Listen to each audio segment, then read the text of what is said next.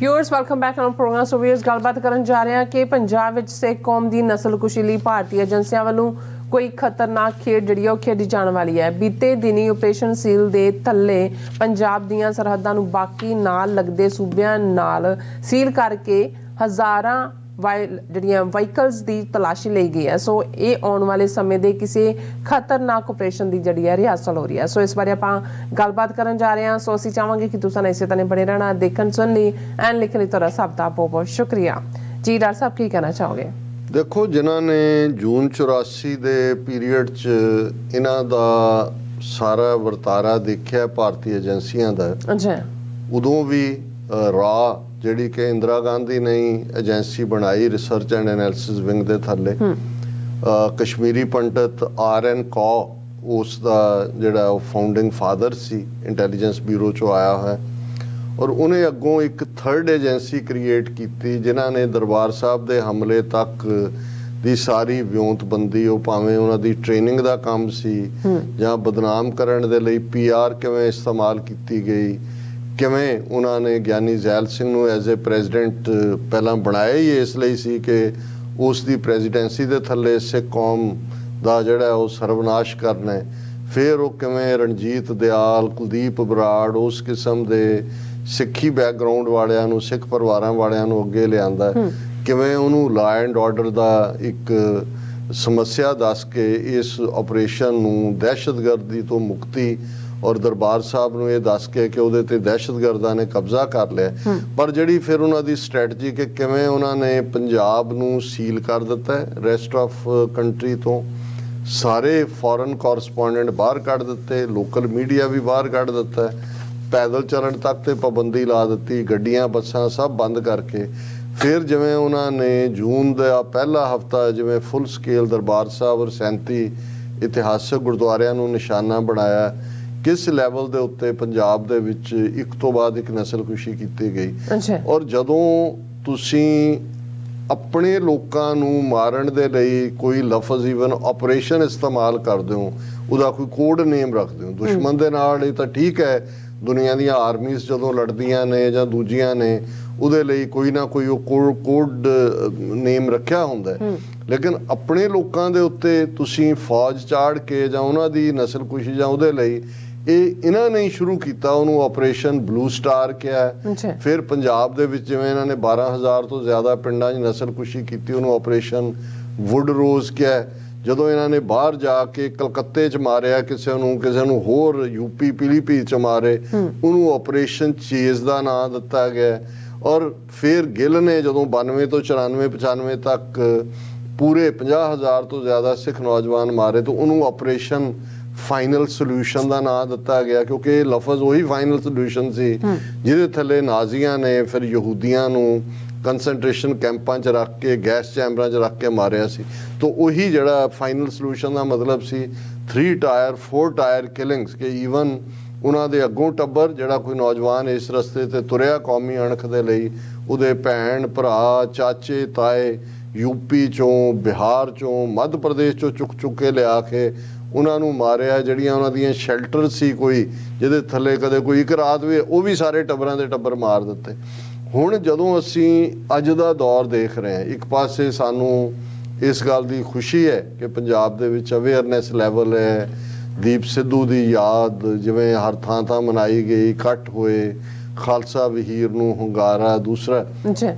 ਲੇਕਿਨ ਜਦੋਂ ਤੁਸੀਂ ਦੁਸ਼ਮਣ ਵੱਲ ਦੇਖਦੇ ਹੋ, ਔਰ ਪਹਿਲਾਂ ਤਾਂ ਤੁਹਾਨੂੰ ਉਹਨਾਂ ਦਾ ਨੈਰੇਟਿਵ ਜਾਂ ਬਿਰਤਾਂਤ, ਜੇ ਅਮਿਤ ਸ਼ਾਹ ਕਹਿੰਦਾ ਵੀ ਇਹਨਾਂ ਨੂੰ ਕੁਚਲ ਦਿਆਂਗੇ, ਗਵਰਨਰ ਪ੍ਰੋਹਤ ਕਹਿੰਦਾ ਕਿ ਇਹਨਾਂ ਨੂੰ ਤਾਂ ਅਸੀਂ ਪਨਪਨ ਹੀ ਨਹੀਂ ਦਿਆਂਗੇ ਜਦੋਂ ਉਹਨੂੰ ਪੁੱਛਿਆ ਜਾਂਦਾ ਹੈ, ਔਰ ਉਹੀ ਸਮਿਤਾ ਪਾਟਲ, ਜਿਹੜੀ ਨਾਟ ਸਮਿਤਾ ਪਾਟਲ ਨਾਂ ਦੀ ਜਨਾਨੀ, ਜਿਹੜੀ ਕੁਲਦੀਪ ਬਰਾੜ ਨੂੰ ਇੰਟਰਵਿਊ, ਮਰੇ ਨੂੰ 90 ਸਾਲ ਦੇ ਨੂੰ ਵਾਪਸ ਕਬਰ ਚੋਂ ਕੱਢਿਆ ਲੱਗਦਾ, ਇੰਟਰਵਿਊ ਕਰਦੀ ਹੈ, ਇਹਨੂੰ ਵੀ ਅਮਿਤ ਸ਼ਾਹ ਨੂੰ ਕਰਦੀ ਹੈ ਕਿ ਜੀ ਖਾਲਿਸਤਾਨ ਦੀ ਚਰਚਾ ਤਾਂ ਬਹੁਤ ਹੋ ਰਹੀ ਹੈ ਇੱਧਰ ਬਾਹਰ ਇੱਧਰ। ਉਹ ਕਹਿੰਦਾ ਨਹੀਂ ਇਹ ਕੋਈ, ਹਾਂ ਅਸੀਂ ਬਿਲਕੁਲ ਸਾਰੀਆਂ ਪੰਜਾਬ ਦੀ ਇੰਟੈਲੀਜੈਂਸ ਦੂਜੇ ਅਸੀਂ ਇੱਕੋ ਪੇਜ 'ਤੇ ਆ, ਵੀ ਆਰ ਵਰਕਿੰਗ ਨਥਿੰਗ, ਇਨਕੋ ਪਨਪਨੇ ਨਹੀਂ ਦੇਂਗੇ ਦੂਜੇ।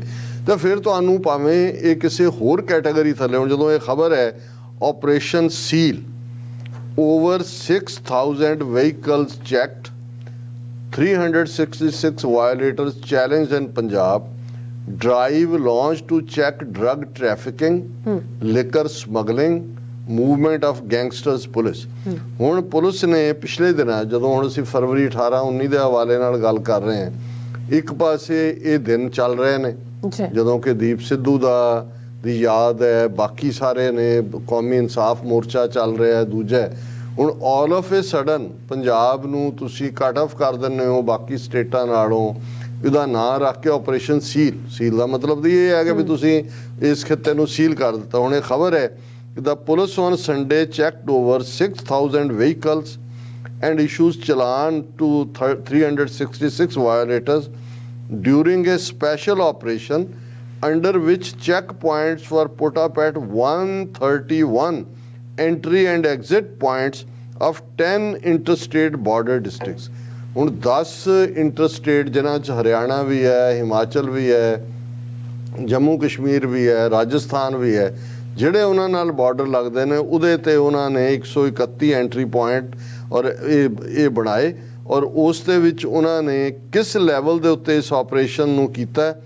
ਨਾਕਾਜ਼ ਵਰ set up at all the 131 entry exit points of 10 districts which share boundaries with Himachal, Jammu Kashmir, Rajasthan, Haryana, official government said. Police teams ਨੇ ਜਿਹੜਾ ਉਹ ਸਾਰੇ ਪਾਸੇ ਫੈਲੀਆਂ ਹੋਈਆਂ ਸੀ। ਦਾ ਪੁਲਿਸ ਆਲਸੋ ਇੰਪੋਰਟਡ 32 ਵਹੀਕਲਸ, 32 ਜਿਹੜੇ ਵਹੀਕਲ ਨੇ, ਗੱਡੀਆਂ ਨੇ, ਉਹਨਾਂ ਨੇ ਜ਼ਬਤ ਕੀਤੀਆਂ। ਔਰ ਉਹਨਾਂ ਨੇ ਕਿਹਾ ਜੀ ਇਹ ਆਪਰੇਸ਼ਨ ਸੀਲ ਦਾ ਮਕਸਦ ਸੀ। ਔਰ ਇਹਨੂੰ ਹੈਡ ਕੌਣ ਕਰ ਰਿਹਾ? ਗੌਰਵ ਯਾਦਵ, DGP। ਬਿਲਕੁਲ ਉਹਦਾ ਦਿਨਕਰ ਗੁਪਤਾ ਹੁਣ ਰਾਜ ਬਿਠਾਇਆ ਹੋਇਆ ਲਿਜਾ ਕੇ ਨੈਸ਼ਨਲ ਸਿਕਿਉਰਿਟੀ ਏਜੰਸੀ 'ਚ, NSA। ਔਰ ਇਹ ਕਿਸ ਲੈਵਲ ਦੇ ਉੱਤੇ? ਇਹ nakas involving 1600 police personnel were set up under the supervision of inspectors, DSP। ਹੁਣ 1600 ਪੁਲਸੀਆ ਇਸ ਸੋ ਕਾਲਡ ਆਪਰੇਸ਼ਨ ਸੀਲ ਦੇ ਉੱਤੇ ਲਾਇਆ ਜਾਂਦਾ ਹੈ। ਔਰ ਇਹ ਸਾਰੇ ਫਿਰ ਸ਼ਹਿਰ ਨੇ ਜਿੱਥੇ ਜਿੱਥੇ ਉਹਨਾਂ ਨੇ ਨਾਕੇ ਲਾਏ, ਉਹਦੀਆਂ ਅੱਗੋਂ ਡੀਟੇਲ ਦੇ ਰਿਹਾ ADGP ਦੇ ਰਿਹਾ। ਉਹਨਾਂ ਨੇ ਕਿਹਾ ਕਿ ਵੀ ਅਸੀਂ ਸਾਰਿਆਂ ਨੂੰ, ਹੁਣ ਇਹ ਇੱਕ ਪਾਸੇ ਆਮ ਨੂੰ ਤਾਂ ਲੱਗੇਗਾ ਜੀ ਇਹ ਇੱਕ ਫੀਅਰ ਪੈਦਾ ਕਰਨ ਲਈ, ਨਹੀਂ, ਇਹ ਫੀਅਰ ਨਹੀਂ ਹੈ, ਇਹ ਰਿਆਜ਼ ਹੈ, ਐਕਸਰਸਾਈਜ਼ ਹੈ। ਕਿਉਂਕਿ ਇਹਨਾਂ ਨੇ ਇਹ ਦੇਖਣਾ ਹੈ ਕਿ ਵੀ ਇਹਦੇ ਬਾਵਜੂਦ ਕਿ ਉਹਨਾਂ ਨੇ ਜੇ ਇੰਨੇ 10 ਇੰਟਰਸਟੇਟ ਸੈਕਸ਼ਨ ਔਰ 131 ਐਂਟਰੀ ਐਗਜ਼ਿਟ ਪੁਆਇੰਟਸ ਨੂੰ ਸੀਲ ਕਰਨ 'ਚੋਂ ਕਿੰਨੇ ਕੁ ਕਾਮਯਾਬ ਰਹੇ ਨੇ। ਔਰ ਜ਼ਾਹਰ ਹੈ ਕਿ ਇਹ ਇੱਕ ਖੌਫ ਵੀ ਪੈਦਾ ਕਰਨ ਦਾ, ਜਦੋਂ ਕਿ ਲੋਕਾਂ ਦੀ ਮੂਵਮੈਂਟ, ਕੋਈ ਬੁੱਧ ਸਿੰਘ ਵਾਲਾ ਜਾ ਰਿਹਾ, ਕੋਈ ਦਰਬਾਰ ਸਾਹਿਬ ਜਾ ਰਿਹਾ, ਕੋਈ ਕੌਮੀ ਇਨਸਾਫ ਮੋਰਚੇ ਤੇ ਜਾ ਰਿਹਾ, ਕੋਈ ਬਹਿਬਲ ਕਲਾਂ ਜਾ ਰਿਹਾ, ਤੁਸੀਂ ਇੱਕ ਖੌਫ ਵੀ ਪੈਦਾ ਕਰ ਰਹੇ ਹੋ। ਬਟ ਇਸ ਤੋਂ ਵੀ ਜ਼ਿਆਦਾ ਇਹ ਰਿਹਰਸਲ ਹੈ। ਔਰ ਮੈਨੂੰ ਇਹ ਗੁਰੂ ਕਰੇ ਨਾ ਹੋਏ ਮੈਂ, ਪਰ ਦੁਸ਼ਮਣ ਬਾਤ ਕਰੇ ਅਨਹੋਣੀ। ਮੈਨੂੰ ਲੱਗਦਾ ਹੈ ਵੀ ਜੇ ਤੁਸੀਂ ਅਮਿਤ ਸ਼ਾਹ, ਪ੍ਰੋਤ, ਇਹਨਾਂ ਦੀ ਸਟੱਡਡ ਸਾਇਲੈਂਸ, ਭਗਵੰਤ ਮਾਨ ਦਾ ਮਚਲਾਪਨ, ਕੇਜਰੀਵਾਲ ਦਾ ਮੀਸਣਾਪਨ, ਔਰ ਇਹਨਾਂ ਸਾਰਿਆਂ ਨੂੰ ਮਿਲਾ ਕੇ ਦੇਖਦੇ ਹੋ ਤਾਂ ਮੈਨੂੰ ਲੱਗਦਾ ਵੀ ਪੰਜਾਬ ਦੇ ਵਿੱਚ ਕੋਈ ਨਾ ਕੋਈ ਇਹਨਾਂ ਨੇ ਏਜੰਸੀਆਂ ਕੋਈ ਬਹੁਤ ਖਤਰਨਾਕ ਖੇਡ ਨਸਲਕੁਸ਼ੀ ਦੇ ਅਗਲੇ ਸਟੈਪ ਵਜੋਂ ਮਾਸ ਅਰੈਸਟ ਵੀ ਹੋਣਗੀਆਂ। ਆਲਰੇਡੀ ਜਿਸ ਅੰਦਾਜ਼ ਦੇ ਵਿੱਚ ਅੰਮ੍ਰਿਤਪਾਲ ਸਿੰਘ ਹੋਰਾਂ ਦੇ ਸਾਥੀਆਂ ਦੀ ਗ੍ਰਿਫਤਾਰੀ, ਘਰਾਂ ਦੇ ਉੱਤੇ ਛਾਪੇ, ਦੂਸਰਾ ਤੀਸਰਾ ਚੱਲ ਰਿਹਾ। ਔਰ ਮੈਨੂੰ ਇਹ ਲੱਗਦਾ ਹੈ ਕਿ ਆਉਣ ਵਾਲਾ ਪੀਰੀਅਡ, ਔਰ ਸ਼ਾਇਦ ਇਸ ਨੂੰ ਕੋਈ ਬਹੁਤਾ ਵਕਤ ਨਾ ਲੱਗੇ, ਪੰਜਾਬ ਦੇ ਵਿੱਚ ਇੱਕ ਦਮਨ ਦਾ ਨਵਾਂ ਦੌਰ ਸ਼ੁਰੂ ਹੋਣ ਜਾ ਰਿਹਾ। ਔਰ ਜਿਵੇਂ ਅਸੀਂ ਕਨਕਲੂਜਨ ਦੇ ਵਿੱਚ ਅੱਜ ਦਾ ਵਿਚਾਰ ਵਿਚਾਰਦੇ, ਔਰ ਮਹੱਲਾ ਤੀਜਾ ਦਾ ਗੁਰੂ ਅਮਰਦਾਸ ਜੀ ਦਾ ਸ਼ਲੋਕ ਹੈ, ਗੁਰ ਸਭਾ ਏਵ ਨਾ ਪਾਈਐ, ਨਾ ਨੇੜੈ ਨਾ ਦੂਰ, ਨਾਨਕ ਸਤਿਗੁਰ ਤਾਂ ਮਿਲੈ, ਜਾਂ ਮਨ ਰਹਿ ਹਦੂਰ। ਹਜ਼ੂਰੀ, ਹੁਣ ਹਜ਼ੂਰੀ ਇੱਕ ਫਿਜ਼ੀਕਲ ਫਾਰਮ 'ਚ ਹੀ ਨਹੀਂ ਹੈ। ਜਦੋਂ ਅਸੀਂ ਗੁਰੂ ਗ੍ਰੰਥ ਸਾਹਿਬ ਦੇ ਦਰਬਾਰ 'ਚ ਜਾਂਦੇ ਹਾਂ, ਗੁਰਦੁਆਰੇ 'ਚ ਜਾਂਦੇ ਹਾਂ, ਔਰ ਅਸੀਂ ਤਾਂ ਇਹੀ ਕਹਿੰਦੇ ਹਾਂ ਕਿ ਭਾਈ ਅਸੀਂ ਗੁਰੂ ਕੇ ਹਜ਼ੂਰ ਹੈ। ਪਰ ਇੱਕ ਸਾਡਾ ਮਨ ਜੇ ਉਹ 24 ਘੰਟੇ, ਉਹ ਤਾਂ ਹਜ਼ੂਰੀ ਗੁਰੂ ਕੀ ਉਹਨਾਂ ਸੀਮਤ ਸਮਾਂ ਹੁੰਦੀ ਹੈ, ਅੱਧਾ ਘੰਟਾ, ਪੌਣਾ ਘੰਟਾ, ਉਦੋਂ ਵੀ ਸਾਨੂੰ ਗਵਾਚੀਆਂ ਚੀਜ਼ਾਂ ਦੀ ਯਾਦ ਆ ਰਹੀ ਹੁੰਦੀ ਹੈ, ਕੋਈ ਹੋਰ ਜਿਹੜੇ ਰਹਿ ਗਏ ਕੰਮ ਨੇ ਉਹ ਯਾਦ ਆ ਰਹੇ ਹੁੰਦੇ ਨੇ ਵੀ ਕਦੋਂ ਬਾਹਰ ਨਿਕਲੀਏ। ਲੇਕਿਨ ਇੱਥੇ ਗੁਰੂ ਸਾਹਿਬ ਯਾਦ ਦਹਾਨੀ ਕਰਵਾਉਂਦੇ ਨੇ, ਗੁਰ ਸਭਾ ਏਵ ਨਾ ਪਾਈਐ, ਨਾ ਨੇੜੈ ਨਾ ਦੂਰ, ਨਾਨਕ ਸਤਿਗੁਰ ਤਾਂ ਮਿਲੈ, ਜਾਂ ਮਨ ਰਹਿ ਹਦੂਰ। ਬਿਲਕੁਲ, ਕਿ ਜੇ ਤੁਸੀਂ ਗੁਰੂ ਦੀ ਕੁਰਬਤ ਲੈਣੀ ਹੈ, ਸਭ ਤੋਂ ਪਹਿਲਾਂ ਮਨ ਹਜ਼ੂਰ 'ਚ ਰਹਿਣਾ ਚਾਹੀਦਾ। ਕਿ ਇਹ ਤੁਹਾਡੇ ਮਨ ਦੇ ਅੰਦਰ ਫੀਲਿੰਗ ਹੋਏ ਕਿ ਹਾਜ਼ਰਾ ਹਜ਼ੂਰ, ਜ਼ਾਹਰਾ ਜ਼ਹੂਰ ਰੱਬ ਹੈ। ਜੋ ਮੈਂ ਕਰ ਰਿਹਾ ਉਹ ਰੱਬ ਦੇਖ ਰਿਹਾ ਹੈ, ਰੱਬ ਮੇਰੇ ਤੋਂ ਵੱਖ ਨਹੀਂ ਹੈ, ਮੇਰੇ ਨਾਲ ਹੈ। ਤੇ ਜਦੋਂ ਮਨ ਹਜ਼ੂਰ 'ਚ ਰਹਿੰਦਾ ਹੈ ਤੇ ਫਿਰ ਗੁਰੂ ਦੀ ਸਭਾ ਨਸੀਬ ਹੁੰਦੀ ਹੈ।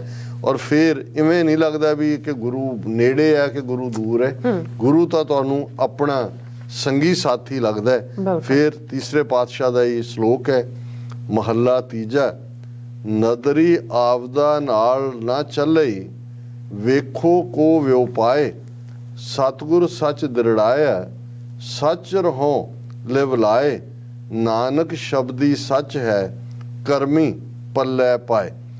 ਕਿ ਨਜ਼ਰ ਕਿ ਉਸ ਵਾਹਿਗੁਰੂ ਨੂੰ ਜਿਹਨੂੰ ਅਸੀਂ ਜ਼ਾਹਰਾ ਜ਼ਹੂਰ ਹਾਜ਼ਰਾ ਹਜ਼ੂਰ ਸਮਝਦੇ ਹਾਂ, ਉਸ ਨੂੰ ਦੇਖਦੇ ਹਾਂ, ਉਹ ਤੁਹਾਡੇ ਨਾਲ ਉਦੋਂ ਤੱਕ ਹੀ ਚੱਲੇਗਾ। ਨਦਰੀ ਆਵਦਾ ਨਾਲ ਨਾ ਚੱਲਈ, ਵੇਖੋ ਕੋ ਵਿਉ ਪਾਏ। ਕਿ ਜੇ ਤੁਸੀਂ ਉਸ ਨੂੰ ਸਿਰਫ ਮਾਦੀ ਅੱਖਾਂ ਦੇ ਨਾਲ ਇੱਕ ਵਪਾਰਕ ਹਿੱਤਾਂ ਵਾਂਗ ਦੇਖਦੇ ਹੋ ਤੇ ਫਿਰ ਉਹ ਤੁਹਾਡੇ ਨਾਲ ਨਹੀਂ ਹੋਏਗਾ। ਸਤਿਗੁਰ ਸੱਚ ਦ੍ਰਿੜਾਇਆ, ਸੱਚ ਰਹੋ ਲਿਵ ਲਾਇਆ। ਕਿ ਸਤਿਗੁਰੂ ਤੁਹਾਡੇ ਨਾਲ, ਜਿਹਦੀ ਪਹਿਲੇ ਸ਼ਲੋਕ ਦੇ ਵਿੱਚ ਸੀ ਕਿ ਤੁਸੀਂ ਕਿਵੇਂ ਗੁਰੂ ਦੇ ਹਾਜ਼ਰਾ ਹਜ਼ੂਰ ਰਹਿਣਾ, ਕਿ ਜੇ ਤੁਸੀਂ ਸੱਚ ਨੂੰ ਆਪਣੀ ਜ਼ਿੰਦਗੀ ਦੇ ਵਿੱਚ ਦ੍ਰਿੜ ਕੀਤਾ ਹੈ, ਸੱਚ ਦੀ ਤੁਸੀਂ ਜ਼ਿੰਦਗੀ ਜਿਉਂਦੇ ਹੋ, ਸੱਚੇ ਨਾਲ ਤੁਹਾਡੀ ਲਿਵ ਲੱਗੀ ਹੋਈ ਹੈ, ਨਾਨਕ ਸ਼ਬਦੀ ਸੱਚ ਹੈ, ਕਰਮੀ ਪੱਲੇ ਪਾਏ। ਕਿ ਉਸ ਵਾਹਿਗੁਰੂ ਦਾ ਨਾਂ ਹਮੇਸ਼ਾ ਰਹਿਣ ਵਾਲਾ ਹੈ, ਸੱਚ ਹੈ। ਤੇ ਜੇ ਸਾਨੂੰ ਵੀ ਉਹ ਸੱਚ ਮਿਲੇਗਾ ਤੇ ਉਸ ਦੀ ਬਖਸ਼ਿਸ਼ ਨਾਲ ਮਿਲੇਗਾ, ਉਸ ਦੇ ਕਰਮ ਨਾਲ ਮਿਲੇਗਾ। ਇਹ ਕਰਮ ਐਕਸ਼ਨਸ ਨਹੀਂ ਹੈ, ਇਹ ਫਾਰਸੀ ਦਾ ਸ਼ਬਦ ਅਨਾਇਤ, ਕਰਮ, ਬਖਸ਼ਿਸ਼, ਜਿਹੜਾ ਅਕਾਲ ਪੁਰਖ ਦੇ ਕੋਲ ਹੈ ਕਿ ਉਹਨੇ ਕਿਸ ਨੂੰ ਰੀਝ ਕੇ, ਕਿਸ ਨੂੰ ਟੁੱਟ ਕੇ ਆਪਣਾ ਨਾਮ ਦੇਣਾ। ਔਰ ਮੈਂ ਪੌੜੀ, ਕਿਉਂਕਿ ਉਹਦਾ ਹਿੱਸਾ ਹੁੰਦਾ ਹੈ ਸ਼ਲੋਕ ਦਾ, ਇਸੇ ਸ਼ਲੋਕ ਦੀ ਪੌੜੀ ਹੈ, ਹਰ ਅੰਦਰ ਬਾਹਰ ਇੱਕ ਤੂੰ ਜਾਣੈ ਭੇਤ, ਜੋ ਕੀਚੈ ਸੋ ਹਰ ਜਾਣਦਾ, ਮੇਰੇ ਮਨ ਹਰ ਚੇਤ, ਸੋ ਡਰੈ ਜੇ ਪਾਪ ਕਮਾਵਦਾ, ਧਰਮੀ ਵਿਗਸੇਤ, ਤੂੰ ਸੱਚਾ ਆਪ ਨਿਆਉ ਸੱਚ, ਤਾਂ ਡਰੀਐ ਕੇਤ, ਜਿਨਾ ਨਾਨਕ ਸੱਚ ਪਛਾਣਿਆ, ਸੇ ਸੱਚ ਰਲੇਤ। ਹੁਣ ਸ਼ਲੋਕ ਸਪਸ਼ਟ ਸੀ ਕਿ ਭਾਈ ਜਿਹਨੇ ਸੱਚ ਦੇ ਉੱਤੇ ਪਹਿਰਾ ਦਿੱਤਾ ਹੈ, ਜਿਹਦੇ ਅੰਦਰ ਸੱਚ ਦ੍ਰਿੜ ਹੋਇਆ ਹੈ, ਸੱਚ ਦੇ ਨਾਲ ਉਹਦੀ ਲਿਵ ਲੱਗੀ ਹੋਈ ਹੈ, ਉਸ ਦੇ ਉੱਤੇ ਫਿਰ ਵਾਹਿਗੁਰੂ ਦੀ ਬਖਸ਼ਿਸ਼, ਵਾਹਿਗੁਰੂ ਟੁੱਟ ਕੇ ਉਹਨੂੰ ਆਪਣਾ ਬਣਾ ਲੈਂਦੇ ਨੇ। ਔਰ ਹਰ ਅੰਦਰ ਬਾਹਰ ਇੱਕ ਤੂੰ ਜਾਣੈ, ਹੇ ਵਾਹਿਗੁਰੂ ਮੇਰੇ ਅੰਦਰ ਵੀ ਬਾਹਰ ਵੀ, ਸਾਰੀ ਕਾਇਨਾਤ, ਸਾਰੀ ਦੁਨੀਆ ਦੇ ਵਿੱਚ ਤੂੰ ਹੀ ਹੈ। ਤੂੰ ਹਰ ਇੱਕ ਦਾ ਭੇਤੀ ਹੈ, ਕੋਈ ਚੀਜ਼ ਤੇਰੇ ਤੋਂ ਲੁਕੀ ਹੋਈ ਨਹੀਂ ਹੈ। ਜੋ ਵੀ ਮੈਂ ਕਰਦਾ ਉਹ ਹੇ ਵਾਹਿਗੁਰੂ ਤੂੰ ਜਾਣਦਾ, ਮੇਰੇ ਮਨ ਦੇ ਵਿੱਚ ਤੂੰ ਹੀ ਵਸਦਾ, ਕਿਉਂਕਿ ਤੇਰੇ ਬਿਨਾ ਹੋਰ ਕੁਝ ਵੀ ਨਹੀਂ ਹੈ ਤੇ ਮੈਨੂੰ ਕਿਸੇ ਚੀਜ਼ ਦਾ ਡਰ ਨਹੀਂ ਹੈ। ਸੋ ਡਰੇ ਜੇ ਪਾਪ ਕਮਾਵਦਾ, ਧਰਮੀ ਵਿਗਸੇਤ। ਇਹ ਬੜਾ ਖੂਬਸੂਰਤ, ਜਦੋਂ ਅਸੀਂ ਜਪਜੀ ਸਾਹਿਬ ਵੀ ਪੜ੍ਹਦੇ ਹਾਂ ਕਿ ਭਾਈ ਅਸੀਂ ਇਹ ਕਹਿੰਦੇ ਹਾਂ ਕਿ ਨਾਨਕ ਭਗਤਾਂ ਸਦਾ ਵਿਗਾਸ। ਹੁਣ ਵਿਗਾਸ ਹੁੰਦਾ ਖੇੜਾ, ਖੁਸ਼ੀ। ਹੁਣ ਇੱਥੇ ਗੁਰੂ ਤੀਸਰੇ ਪਾਤਸ਼ਾਹ ਯਾਦ ਦਹਾਨੀ ਕਰਵਾਉਂਦੇ ਨੇ ਕਿ ਡਰ ਦੇ ਵਿੱਚ ਉਹ ਰਹਿੰਦਾ ਜਿਹੜਾ ਪਾਪ ਕਰਦਾ। ਸੋ ਡਰੇ ਜੇ ਪਾਪ ਕਮਾਵਦਾ, ਧਰਮੀ ਵਿਗਸੇਤ, ਨਾਨਕ ਭਗਤਾਂ ਸਦਾ ਵਿਗਾਸ। ਵਿਗਾਸ ਦੇ ਵਿੱਚ ਰਹਿਣ ਵਾਲੇ ਭਗਤ ਨੇ। ਤੂੰ ਸੱਚਾ ਆਪ ਨਿਆਉ ਸੱਚ, ਤਾਂ ਡਰੀਆ ਕਿ ਤੂੰ ਆਪ ਸੱਚਾ ਹੈ, ਤੇਰਾ ਅਦਲ, ਨਿਆਂ, ਜਸਟਿਸ ਸੱਚਾ ਹੈ, ਤੇ ਫਿਰ ਕਾਹਦੇ ਲਈ ਡਰਨਾ ਹੈ, ਕਿਸ ਤੋਂ ਡਰਨਾ ਹੈ? ਜਿਨ੍ਹਾਂ ਨਾਨਕ ਸੱਚ ਪਛਾਣਿਆ, ਸੇ ਸੱਚ ਰਲੇਤ। ਤੀਸਰੇ ਨਾਨਕ ਗੁਰੂ ਅਮਰਦਾਸ ਪਾਤਸ਼ਾਹ ਫਰਮਾਉਂਦੇ ਨੇ ਕਿ ਜਿਨ੍ਹਾਂ ਨੇ ਸੱਚ ਨੂੰ ਪਛਾਣ ਲਿਆ, ਸੱਚ ਨੂੰ ਜਾਣ ਲਿਆ, ਸੱਚ ਦਾ ਰੂਪ ਹੋ ਗਏ, ਉਹ ਸੱਚ ਦੇ ਵਿੱਚ ਸਮਾ ਜਾਂਦੇ ਨੇ, ਸੱਚ ਰਲ ਜਾਂਦੇ ਨੇ। ਇਹ ਅੱਜ ਦਾ ਵਿਚਾਰ ਜੀ। ਡਾਕਟਰ ਸਾਹਿਬ ਤੁਹਾਡਾ ਬਹੁਤ ਬਹੁਤ ਸ਼ੁਕਰੀਆ। ਸੋ ਮੈਂ ਪ੍ਰੋਗਰਾਮ ਖਤਮ ਕਰਨ ਤੋਂ ਪਹਿਲਾਂ ਜਿਹੜੇ ਆਪਣੇ ਲਾਈਵ ਚੈਟ ਤੇ ਕਾਫੀ ਸਾਰੇ ਮੈਸੇਜ ਆਏ ਨੇ, ਮੈਂ ਸਾਰੇ ਪੜ੍ਹ ਲਏ ਨੇ। ਸਭ ਦਾ ਬਹੁਤ ਬਹੁਤ ਸ਼ੁਕਰੀਆ, ਬੜੇ ਵਧੀਆ ਮੈਸੇਜ ਨੇ, ਚੜ੍ਹਦੀ ਕਲਾ ਦੇ ਮੈਸੇਜ ਨੇ। ਸੋ ਇਸ ਤਰ੍ਹਾਂ ਆਪਣੇ ਵਿਊਅਰਸ ਕੋਲ ਲੈਣੇ ਇਜਾਜ਼ਤ। ਵਿਊਅਰਸ, ਸਾਡੇ ਪ੍ਰੋਗਰਾਮ ਦਾ ਸਮਾਂ ਇੱਥੇ ਹੀ ਸਮਾਪਤ ਹੁੰਦਾ ਹੈ। ਤੁਸੀਂ ਆਪਣੀ ਰਾਏ ਤੇ ਸੁਝਾਅ ਸਾਨੂੰ ਭੇਜਣਾ ਭੁੱਲਣਾ ਸਾਡੇ ਇਸ ਪਤੇ ਤੇ sos@tv84.tv ਤੇ ਅਸੀਂ ਆਪਣਾ ਪ੍ਰੋਗਰਾਮ ਲੈ ਕੇ ਫਿਰ ਦੁਬਾਰਾ ਤੁਹਾਡੇ ਸਨਮੁਖ ਹੋਵਾਂਗੇ। ਤਦ ਤੱਕ ਲਈ ਮੈਨੂੰ ਤੇ ਆਪਣਾ ਸੁਣਾ ਗਿਆ ਦੋ ਦੇਖਦੇ ਰਹੋ TV84। ਬੁਲਾ ਦਿਓ ਫਤਿਹ। ਵਾਹਿਗੁਰੂ ਜੀ ਕਾ ਖਾਲਸਾ, ਵਾਹਿਗੁਰੂ ਜੀ ਕੀ ਫਤਿਹ। ਰੱਬ ਰਾਖਾ।